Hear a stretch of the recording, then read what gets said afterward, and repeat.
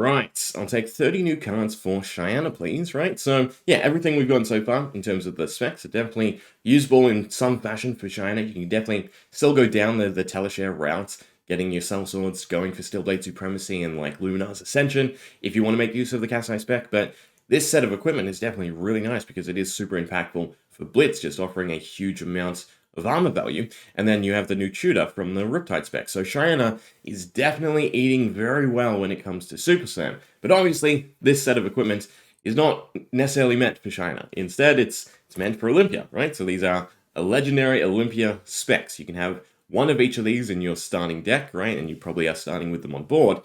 But the problem is they are kind of mediocre, right? And they sort of represent a few things we've been talking about recently, which is if you play Olympia and you've been waiting for some support for Olympia, and then you are getting these 4 pieces of equipment, I would completely understand if you are disappointed because they just are not that great in terms of what currently exists. They don't further anything to a super substantial degree, right? And then on the flip side of that, if you don't play Olympia, you're looking at this as just 4 wasted expansion slots, right? So yeah, it goes to just exemplify how the way LSS are dealing with advancing the state of play for everyone outside of a set, they really have to just get the cards perfect. There's no room for fun, necessarily. I mean, take the, Escalate Bloodshed or some of those other really expansion slot cards. They were fun, they're interesting effects, they're unique, but they just are worthless because they don't do anything, and it's an awful wait to get that style of card. When, it'd be better focused in a set as just a little bit of fun flavorfulness. But yeah, so I'm going to leave them up on screen because I think it's fitting that we be a little harsh on this set of equipment. But for Olympia, what is the big issue with them? Well, for one, it's the lack of payoff, right? So all of these count as gold, but as Olympia, your sole card to make use of that currently is Visit the Golden Anvil. As an additional cost to play this, destroy X gold you control, and then equip X weapons and or equipment from your inventory. So as an Olympia, you could take this full set of equipment. It offers you an extra 8 block because it's temper. I feel like this could have easily been battle worn, and then it would jump from, mediocre to average, right? But yeah, so you can take these, get the 2 block out of them, and then transition into better equipment. Right, that's the idea behind this. Now, if we compare that to some other heroes, so for instance, Kasai has raised an army. Her payoff for generating a whole bunch of gold is to get a bunch of minions that you can swing with. That is pretty good payoff. Victor, you have the Golden Sun as a card, and then you have just Victor in general. You definitely make a lot more use with equipment that counts as gold. I mean, we get that value out of his shield. Even Betsy has her headpiece, which allows you to wager.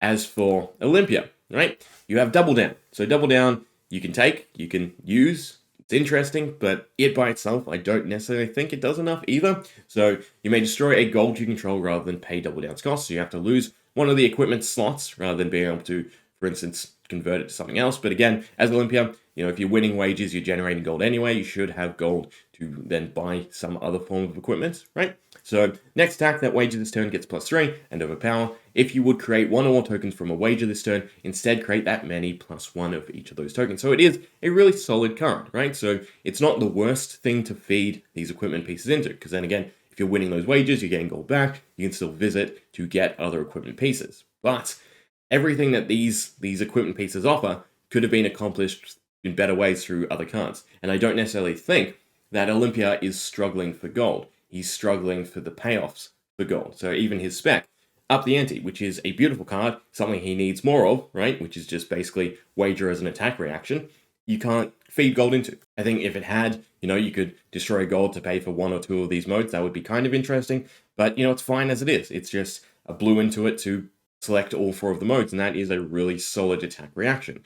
So I'm just struggling to find the rationale towards these outside of, again, taking them for the 8 extra temper, but then slowing everything down, right? So, for instance, compare it to Olympia's current hull. We have our prize instead of golden, which is attack reaction pay 1. Destroy this target weapon attack you control wages a gold token with the defending hero. If you win that wager, you get 1 off of this and 1 off of Olympia's ability. So it's already worth more than golden, and it has the same amount of block, right? So the rationale there is, well, I could take golden first, and then transition into prized using Visit the Golden Anvil. The issue with that is now you're basically sticking all of your equipment behind finding Visit in your deck, and I don't necessarily know if you want to take 3 of them. Granted, they are 3 block and they're blue pitchball, so that is kind of nice. But it feels kind of weird when you could be doing better things and just entirely circumventing this set of equipment by just starting with those better pieces. I mean, in terms of chest, we have Grains of Bloodspill. You can definitely get some value out of that. Still equal block. Maybe if the golden set had Battle Worn instead, they'd be right on board. But yeah, so again, you can start with Grains, or you can start with 2 extra block to then have to find Visit to then be able to get the value out of Grains. Same can be said for the arms. I don't know. I think Iron Song versus is what's taken for the Courage token, but maybe he has some flexibility in the arms. Maybe some of these see use. And then for legs, Valiant Dynamo, over the course of the game, I think this would offer more block unless you're in Axe, right? And then you've got Refraction Bolters, which is also another thing to bring up, is Visit itself does not have Go Again. So whatever you're doing is you're playing your turn, then you're playing Visit, then you're getting your better set of equipment, and you're not making use of any of it, right? So even with Grains, you can't make use of Grains because Visit is coming in at the end of your turn. In the case of Refraction Bolters, right, again, you Visit, you get Refraction Bolters, and it's something you're using on your next turn. So Visit and this set of Golden Armor is just not that great in terms of a tempo swing, right? It's 8 block to lock out meaningful effects behind finding 1 of 3 cards in your 60-card deck, to then be able to take that turn to set them up, right, to swap out your gear.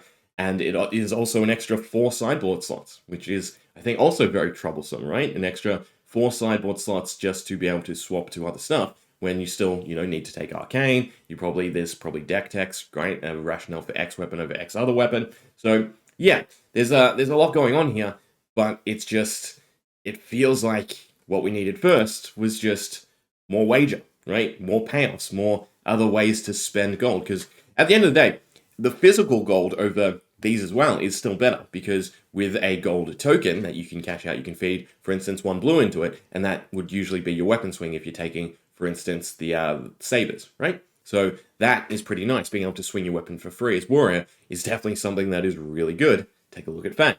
So yeah, this is cool, but again, instead of 4 pieces, it could have probably been 1 or even 2 attack reactions that allow you to wager, right? Similar to his really good spec. But instead, we have our golden set of equipment that, again, I will be making full and utter use of in Cheyenne. So how's it matterful in Cheyenne? Well, we have a card called Knick Knack Bric-a-Brac, and this is now so beautiful. I mean, technically, you could take this in Olympia as well, right? And get some of those amulet and potion use. But for Cheyenne, for a Blitz, this is essentially mill 6 cards from your deck. 7 cards. 7 cards? Yeah, because you can take the 4 set of the golden, and you can take Victor's Spec Shield, which all count as gold, so that's 5 gold there, plus Knick Knack itself gets you to search out 6 items, which is pretty crazy. So you play Knick Knack, you pitch 1 card, and you find 6 items to set up your following turn, or just to then use those 6 items for, well, whatever you want. With those 6 items representing a huge boost in tempo, you could take, for instance, you could take the healing ones, you could take all the instant proc new amulet, you could take just Angie pots, or you could take strength pots, or items with Go Again, for instance, for Arc Lightning. You also have the flip side of that, which is why these would be awesome in Victor, Visit Goldmane's Estate. So Visit allows you to create a gold token, then if you control 3 or more gold, create that many might tokens. So through just Visit itself, which is a much better payoff card than anything Olympia has access to, right? You can create Thick Smite. This is a blue, 1 cost, get a +6 on your next turn, get a gold as well, which is pretty crazy. So yeah, Visit in China with this whole set offering, again, 8 block, which will definitely be beneficial in Blitz in a low-line format, right, is fantastic. Then, of course, you can Arc Lightning, and you can Visit, right? And I think the Visit is a bit more impactful because, for instance, nice and simple. You Arc Lightning, Visit, cash them all out, equip a bunch of Go Again pieces, and then you have a bunch of Go Again pieces. You could even unequip the shield in that sense and go for 2 flails, right? You could go Arc Lightning, Visit, take Crown of Dominion, get a gold, take something like Crackerjacks, take Blossom Spring, and Fleetfoot Sandals. And then you could probably draw a couple more times and then go flail, something like that. Would be pretty nuts, right? So yeah, the combo potential for China is definitely there. The relevance for Olympia, I can't say I necessarily see it, right? Because to me, it's just 8 extra life, right? For, again, a huge loss in tempo. Maybe if they were similar to Evos, right? And they had some merit to them if they were used in that scenario, right? So for instance, if the legs were if this is destroyed to pay for the cost of a card, gain an action point, or that card gets go again, something like that, right? You get a courage token off the gauntlets, you get a vigor token off the chest. All of that would have made them a lot better, right? And then again, bottom line, battle one instead. So you can fully block out with them, and they also offer some degree of extra block over the majority of starting pieces anyway. So yeah, I'm gonna chalk these up to kind of on the dud side when it comes to the expansion slot, right? Because again, as Olympia being a severely underpowered hero, or maybe not severely, but he is down there with the others, right? What he needed was probably something with a bit more oomph than this. And again, in my mind, it should have been attack reactions at wager, payoff for gold, and then this, right? But let me know what you think. Hope you enjoyed. See ya.